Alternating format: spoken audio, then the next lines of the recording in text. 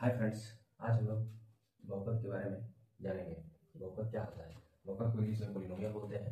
बहुपद यह नाम से ही क्लियर है, बहु और पद। बहु मतलब होता है मेनी और पद मतलब होता है आपका एक से ज़्यादा पद। बहु मतलब यानी कि एक से ज़्यादा, जब एक से ज़्यादा पद रहेगा उसी को हम लोग बहुपद बोलेंगे। तो यह जो पद होता है इसमें चर और अचर दोनों होता है। चर और अचर प्लस और माइनस के साथ समूह में जुड़ा रहेगा, वही आपका पद होता है। तो चर और अचर के बारे में हम लोग थोड़ा सा समझ लेंगे। चर एबीसीडी को बोलते हैं, एबीसीडी जेड तक, और अचर जो होता है वह काउंटिंग होती है, 1 2 3 4 5 इनफाइनाइट हो जाएगा।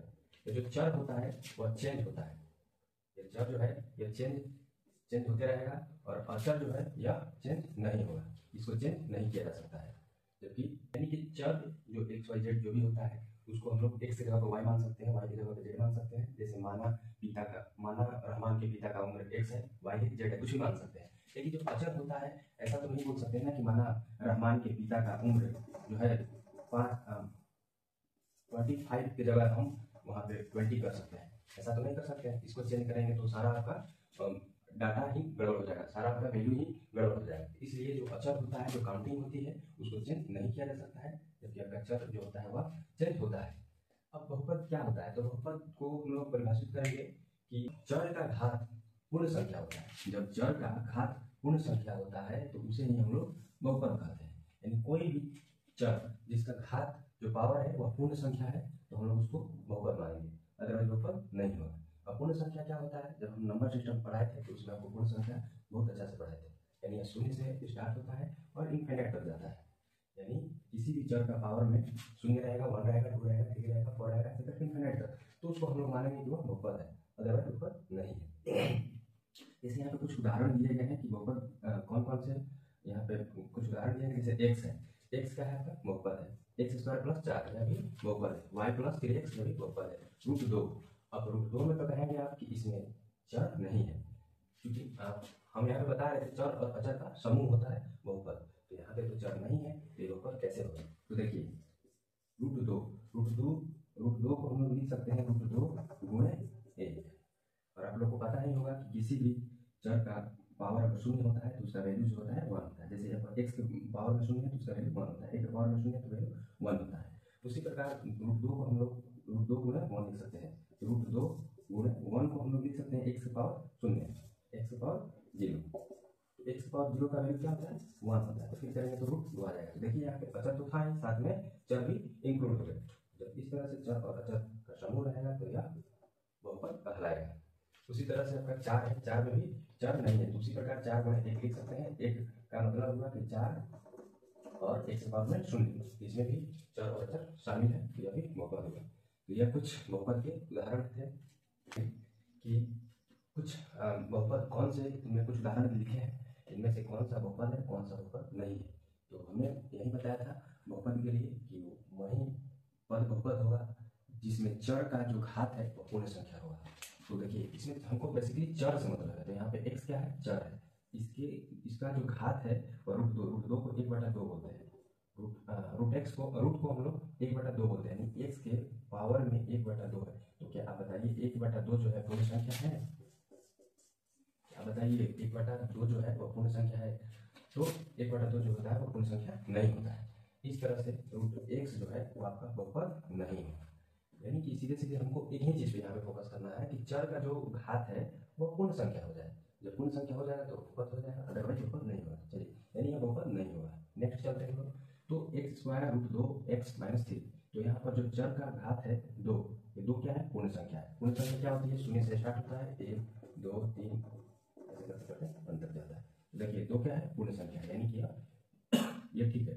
फिर आगे बढ़ते हैं हम लोग। तो x यहाँ पर चर है, इसके घात में कुछ नहीं है तो 1 है।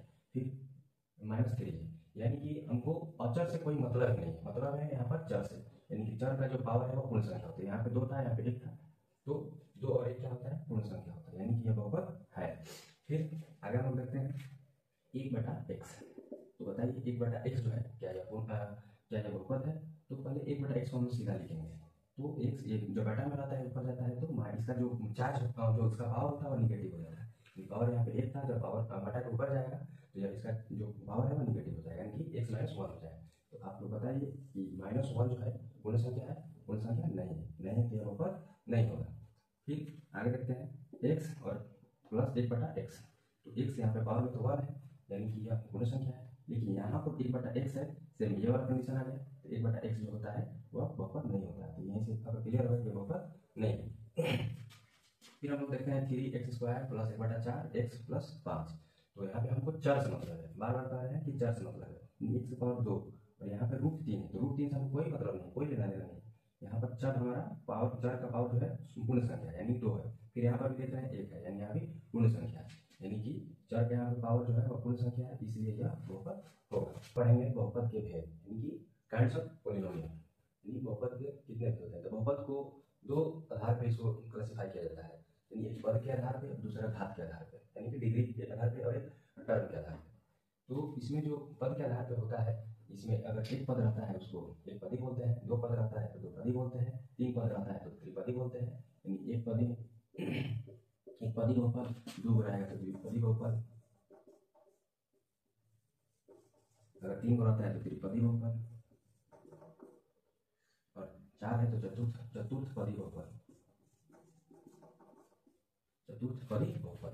उसी तरह से घात के आधार पर, घात के आधार पर इसमें हम लोग चर के घात से मतलब है, यानी कि चर का घात अगर एक है तो रैखिक बहुपद, दो है तो द्विघाती बहुपद, अगर तीन है तो त्रिघाती बहुपद। जैसे यहाँ पे एक उदाहरण के लिए है, यानी कि x + 3, x के पावर में 1 है तो यह रैखिक बहुपद हो जाएगा।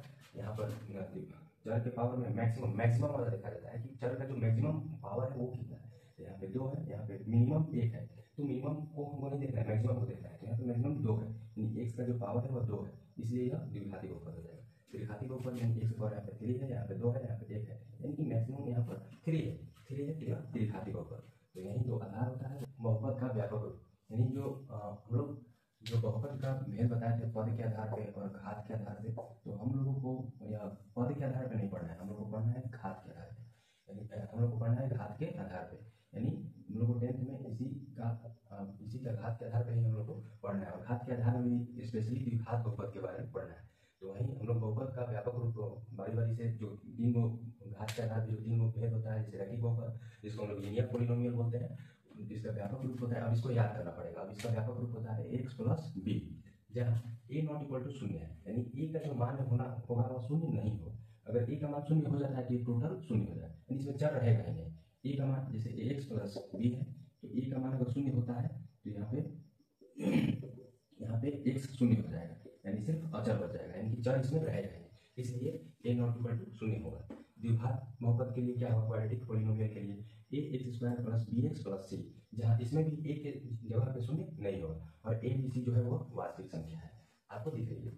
त्रिघाती बहुपद जिसको हम क्यूबिक पॉलिनोमियल बोलते हैं, इसका व्यापक फॉर्म क्या होता है, तो ax³ + bx² + cx + d, जहाँ इसमें भी a जो है शून्य नहीं होगा, a ≠ 0, और abcd जो है आपका वास्तविक संख्या रहेगा।